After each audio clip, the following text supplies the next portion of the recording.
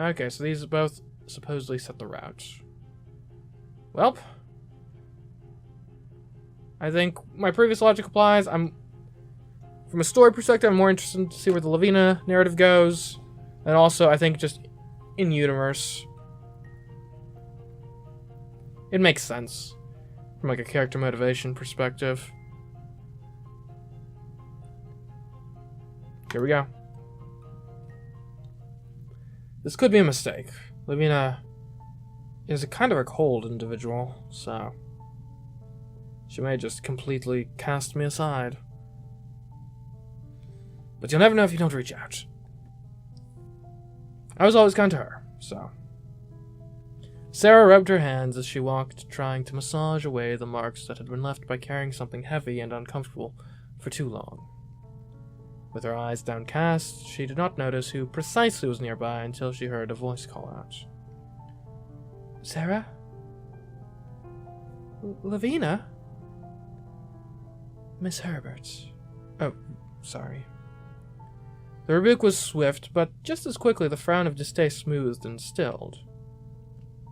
It was a face such as Lavina had shown when Sara first met her, one with a haughty lift to the nose and a wicked curl to the lips. It was not a friendly face, but neither was it the face of horror and fury she had displayed upon their previous encounter. Instead, she reminded Sara of nothing so much as Miss Minchin herself, a comparison which was heightened when she grew a decidedly false smile. Poor Sara. Events have not been kind to you, have they? Answer me when I speak to you. I have met with misfortune. It seemed too obvious to need stating, but Lavina's temper could not be trusted. You poor thing, to have had so much and have it all taken away. It must have been a terrible shock. Of course it was. It was a shock for us as well, you know. I was caught quite by surprise.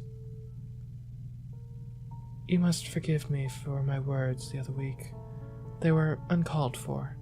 Of course you were not to blame. You will forgive me, won't you? If you are sorry, then I forgive you. Inside, her little heart burned, but if Lavina recognized any insincerity in Sara's words, she did not respond to it. What the heck is that noise? Hold on.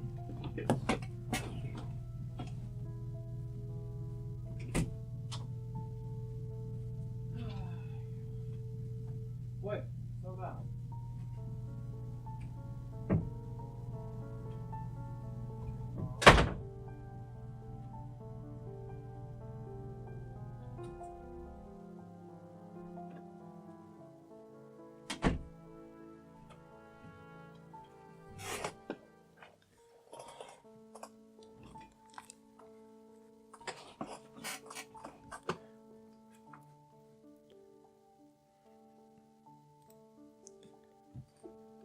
Good, good. So, Sara, where are you sleeping these days? I noticed that your room, your old room, has been given to a new boarder. I sleep in the attic. How quaint. Do you still have your lovely bed and cushions and your tiger skin rug? No, all of my things are gone. Miss Minchin took them. Oh dear. And your clothing. You do seem to have been wearing that same scrap of a dress for quite some time now. Of course you are in mourning, but mourning clothes should still be fitted. Miss Minchin took my clothes as well. This is false kindness. She's just enjoying relishing in my misfortune, isn't she? I may have made a mistake. A misjudge of character.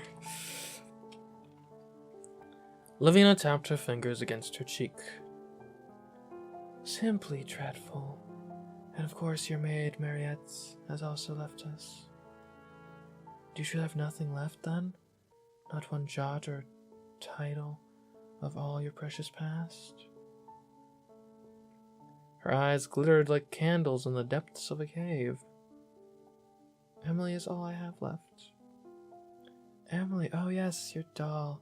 Your first doll. Not the one that, well, at least you have that comfort. I should stop talking. You're not my friend, and you are not making me feel any better. Well, you are a diligent servant and a clever girl. I'm sure you will adapt to your new circumstances. You understand, of course, that we cannot be friends or even acquaintances any longer. Your station has fallen too far. It would be unseemly. I understand. You're never my friend. You're saying these things to bait me, and it is cruel. I shan't keep you any longer. I'm sure you have much work to do.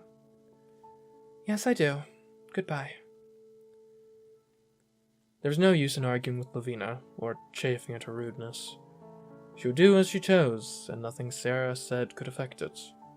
All she could do was agree and leave as quickly as possible. She did not see how Lavina's eyes followed as she walked away, nor how those soft, pampered lips stretched in a hungry smile. I hope Lavina doesn't, torment the servants or something. I could see it. We never saw it ourselves, but that's only because we weren't servants. Sara! Yes, Miss Minchin? Take this. A Latin book. Ooh. You already put this away for you, ma'am? No, that is for you. A book for me? Am I going to be allowed to return to classes? Perhaps there was a mistake. Perhaps my papa lives and... Of course not! Oh. You are still an ignorant child. Be grateful that you are being given the chance to make something better of yourself. Study that in the evening. You will be examined on its contents to see how you are progressing. When you have learned that book satisfactorily, then and only then may I grant you another. To make a chore, what should be a delight? But I am hungry for books, and she knows it. Thank you, Miss Minchin. I'm pleased to see your attitude has improved somewhat. Remember, you are in my debt for all that was spent on you that your father has never paid, but that does not mean you can never be redeemed. Show a good Christian work ethic, serve as you are told, cause me no more trouble, and perhaps when you are an adult we will be able to come to a new arrangement. Do you think you are a good Christian? Now on with your chores! Can I read the book? Okay, it's not something I can actually do here, but I'm sure I'm going to be devouring it. I guess, okay, we're in a tough situation, though, because if we're only doing one per... Or, okay, let me put it this way. If we aren't switching between multiple characters' events, if we're just going to have access to Lavina, then we're kind of blindsided by what exactly she wants. Like, what stats we need next. So I guess it probably makes sense when you don't know, you just kind of try to get a good set in general. And obviously don't max things out that don't need to be. So I mean, one of each seems reasonable. I don't think we're near maxing out on anything yet, so that's fine. But yeah, I mean, just generally getting everything up. Don't bet it all on one stat that might not be useful.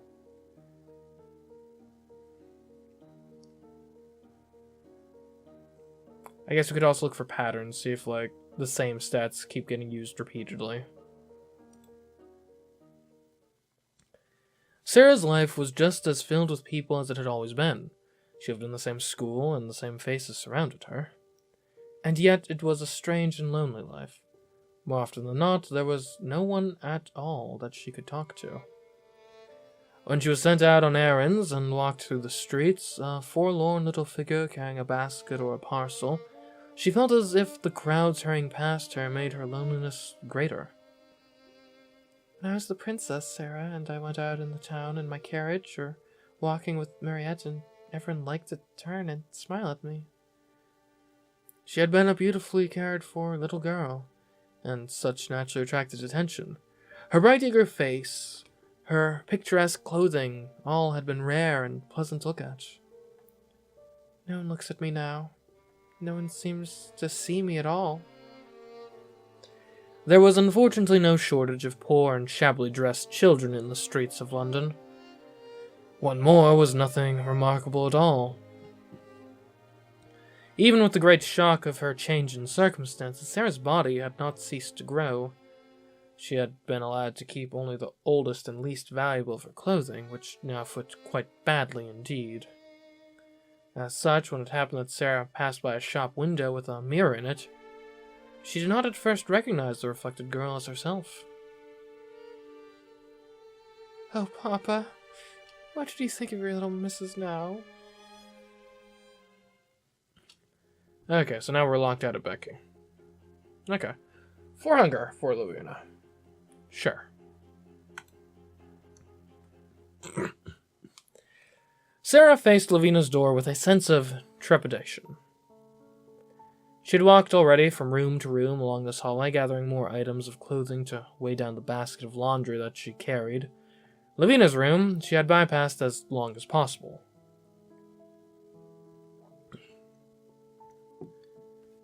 If only she would leave. If she would only go out for a walk, then I could enter her room and fetch her things, and there would be no trouble. It was no use. Lavina was firmly ensconced, and knocking was necessary. The basket would not grow any lighter for waiting. Sara tapped on the door and waited. Jessie, is that you? No, Miss Herbert, it's Sara. I've come for your washing. Come in. Sara shifted the basket so that she could reach the door. Inside, Lavina was seated at her desk, a novel held open in her hand. She did not turn to look at Sara as she entered. I'm sure you can find things without my aid. Yes, miss. She walked around the room, determined to be as quick as possible, but Lavina's discarded clothing had apparently found its way into the most inconvenient locations. What is the gown doing all the way under the bed? She'd never crawl into such a place herself. An ostentatious rustling sound drew Sara's attention back to the desk where the room's occupant sat. On the surface of the desk sat an open box in 2 parts. What could this be?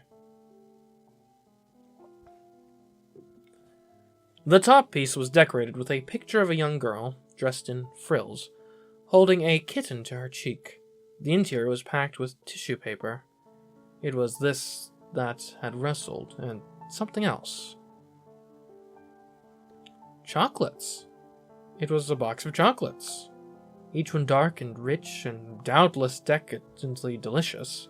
Some milk, some fondant, some nut.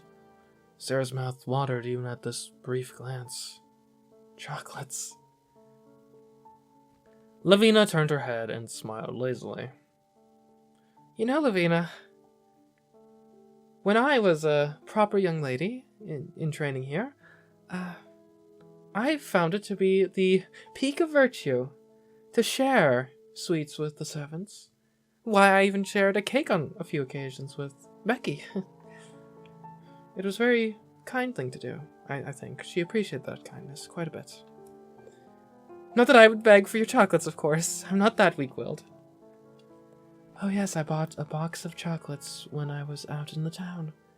I was planning on sharing some with Jessie, but she hasn't stopped by. Are you hungry, Sara? Oh no, this is a trap. This is such a trap. If I say yes here, clearly she's gonna tell me off for like, she's gonna be like, you have risen above, you're acting above your station as a servant. Cut it out, you don't get chocolates, you get like, bread. If I say no though, that could also be spun as an insult, like, oh, I was going to offer you something and you turn your nose up at my charity. How pompous of you for a servant.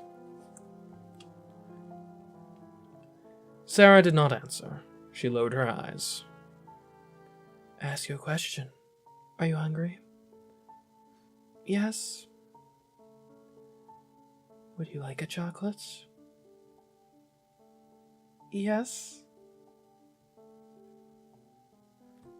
Now she'll laugh and say that I cannot have one. It is cruel to taunt me, so why is she doing this?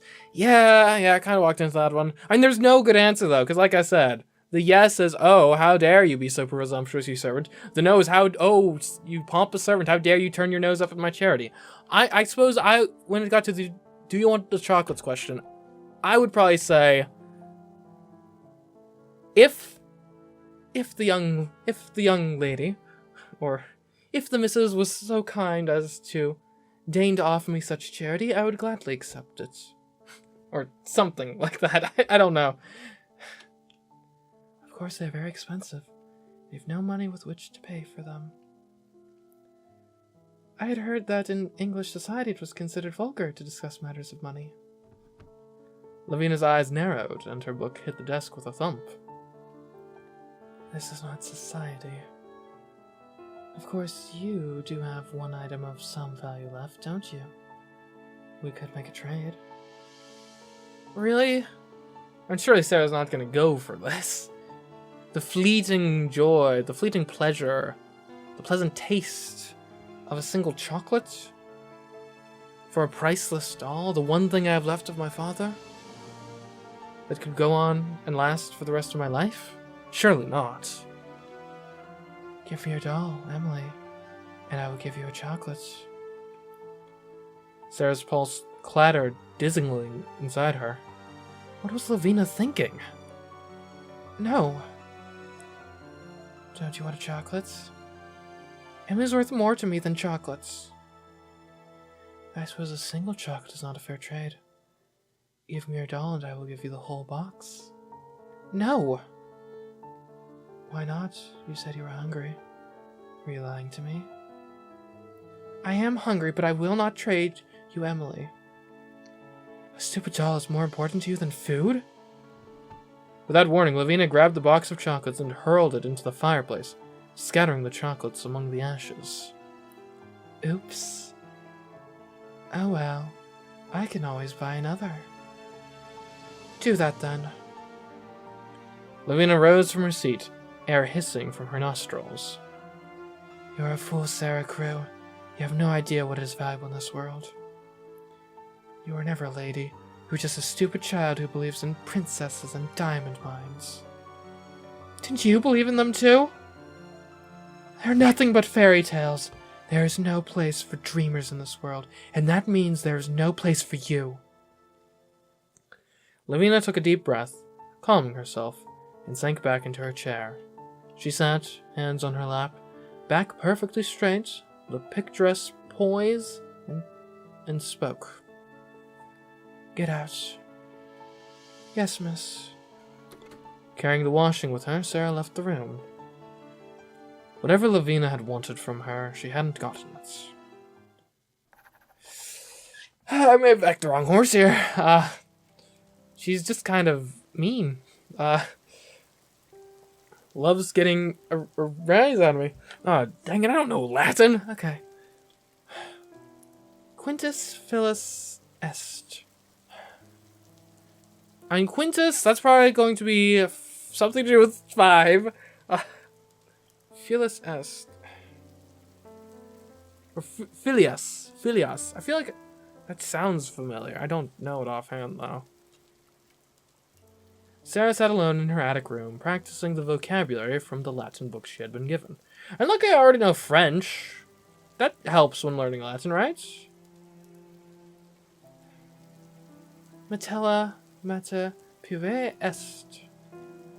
She could scarcely hear her own voice over the rattling of rain on the slate roof. The sound of droplets surged and danced in waves, seeming to form words that she could almost understand. I cannot concentrate. She set the book on the thin mattress and looked up at the blurred, shifting images through the wet skylight. If she stood on her bed and looked out the skylight when it was not dark or raining, she could see the attic window of the house next to Miss Minchin's Seminary. However, that window was always dark and empty. The house was vacant. I wish someone would move into that house. So that one morning I looked out and saw that window propped open and a head and shoulders framed within it. If it looked a nice head, I might begin by saying good morning, and then all sorts of things might happen. Of course, it's not really likely that anyone but underservants would sleep in an attic. Sara looked around at the dark and dirty environments that had become her living space. All around the world was grey. The few spots of color, the old red footstool, the book's cover, Emily's hair, were like fish in the muddy water, glimpsed for moments, then fading away. This is the best I can look forward to for the rest of my life. To have books when Miss Minchin decides that I'm worthy of them. When I am older, she will make me a teacher, but she will never pay me. There will always be more debts. She will be obliged to give me more respectable clothes for the school's sake, but they will still be plain and ugly, and make it clear that I am a servant, and I will never escape. Then a thought came back to her, which made the color rise in her cheek, and a spark light itself in her eyes. She straightened her thin little body and lifted her head. Whatever comes cannot alter one thing. If I am a princess in rags and tatters, I still can be a princess inside. It would be easy to be a princess if I were dressed in cloth of gold, but it is a great deal more of a triumph to be one all the time when no one knows it. Marie Antoinette, when she was in prison and her throne was gone, and she had only a black gown and her hair was white, and they insulted her and called her Widow Capet. She was a great deal more like a queen then than when she was so gay and everything was so grand. I like her best then. Those howling mobs of people did not frighten her. She was stronger than they were, even when they cut her head off. Nothing that I am facing is as frightening as that. Okay. A little bit of hope. Okay, her hunger is down, so we should probably do kitchen work. I do want to get the paint up a bit more. Kitchen work's fine for that, but so is washing clothes. We don't want more pride and fatigue right now, really, so... almost everything can give you fatigue. We should specifically not tend to fires, because we don't want chill to become fatigue. Dust and polish. Yeah, okay.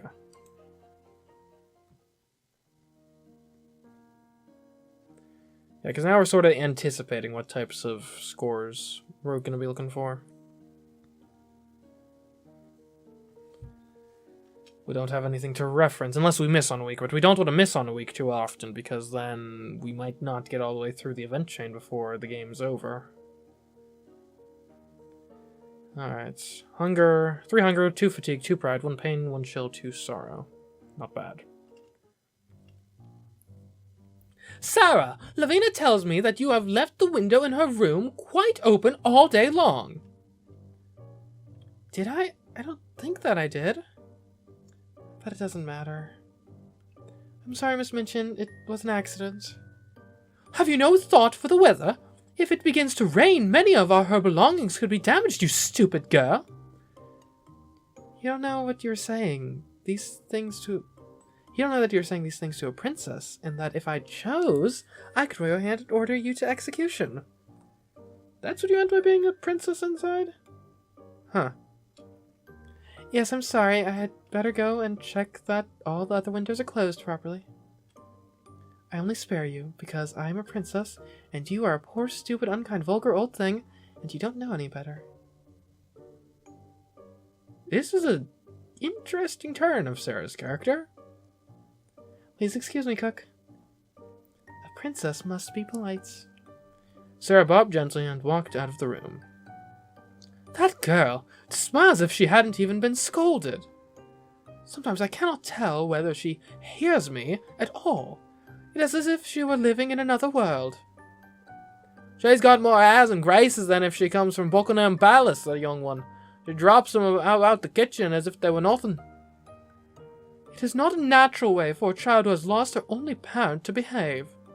She is a clever girl, and that is why she is useful, but it may also turn her sly. I won't have her plotting mischief. Keep her busy. If she is tired enough, she will have no time to put to ill purposes. I mean, idle hands are the devil's playground, but also, like, don't overwork me, please. But I also like, oh, what other choice do I have? Okay, 5 pride to speak to Lavina. Okay. Sara was on her hands and knees scrubbing mud off the floor when a familiar voice called out to her. You, scullery girl. You know my name. You are perfectly capable of using it when you think that it will make you sound more wise. But you are not wise. You call me a scullery girl because you would never recognize the value of a princess unless you were covered in diamonds. In the time that it took to think these things, Sara had sucked in a breath of air and let it out again. This simple calming act allowed her to reply to Lavina without heat. Yes, miss? I require your services in my room at once. I am already working. Are you disobeying me? No, miss. At least Lavina's voice was strident enough that Miss Minchin or cook, if they were nearby, would be alerted that it was not Sara's choice to abandon her duties. There was no guarantee of sympathy if she did not complete her tasks in time. If one or the other were in a foul mood, it would not matter how hard Sara tried. She would always be at fault. It was only Sara's pride and her innate desire to do the best that she could in any circumstances that drove her on. She stood up, brushing her hands against the faded velvet of her skirt and trying not to shake too much dust onto the half-cleaned floor. Well, what are you waiting for? I didn't think you liked it when I walked at the head of the line. Ooh. A little passive-aggressive jab right there. For a moment, Lavina's cheeks puffed out like a squirrel's.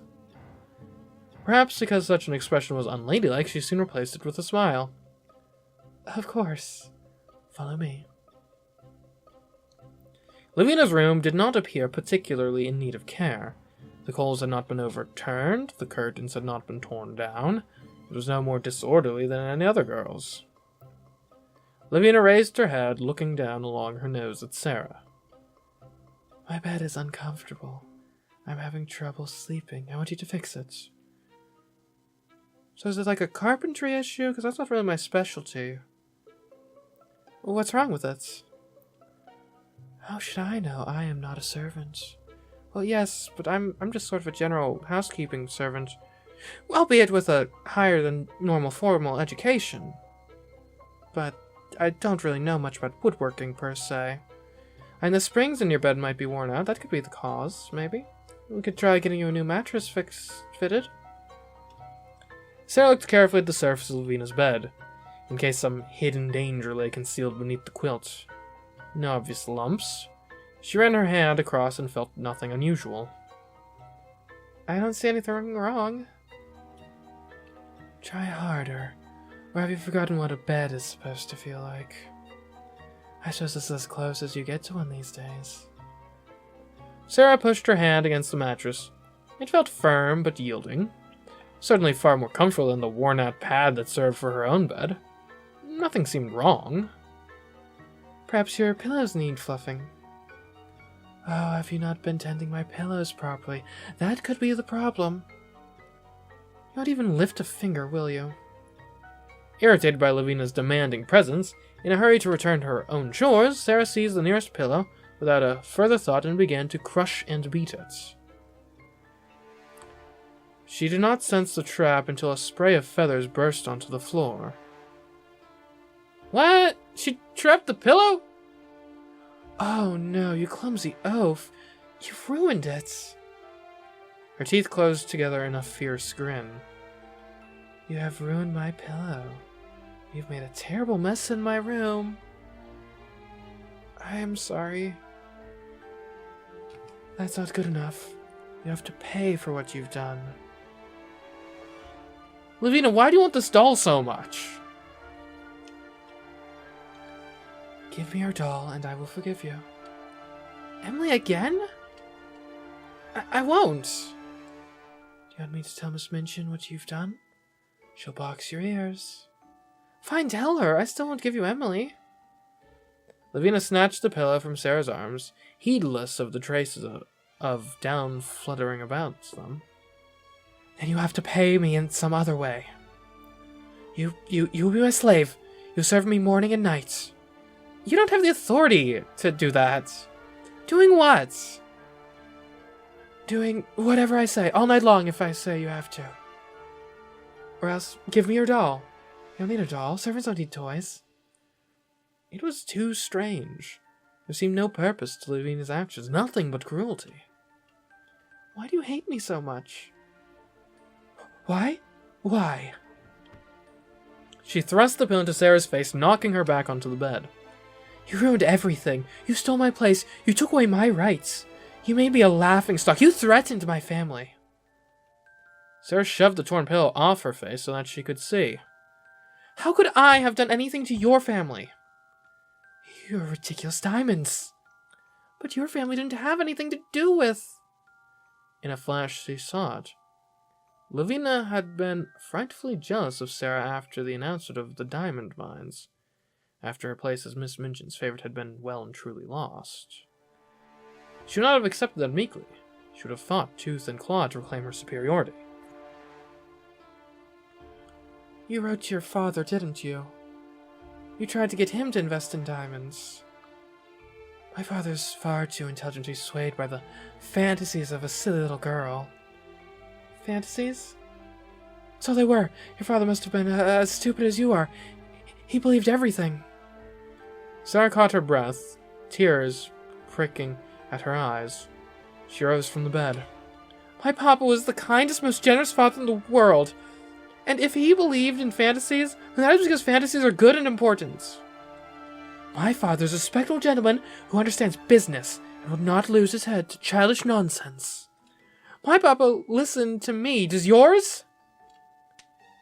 Ooh, Sara felt a blow before she heard it. Once again, she was sprawling back across Lavina's bed. Lavina loomed overhead, her face pale and strange, and her voice rumbled uncertainly as she spoke. You are a curse. You will not destroy me. I am stronger than you.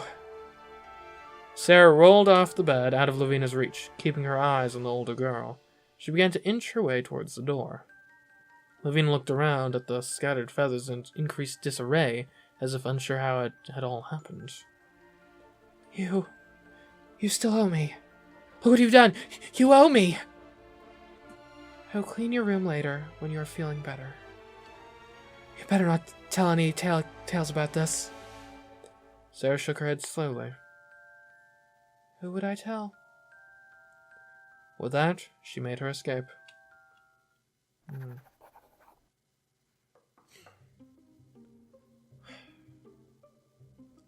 So has Lavina's family's financial situation deteriorated? I wonder.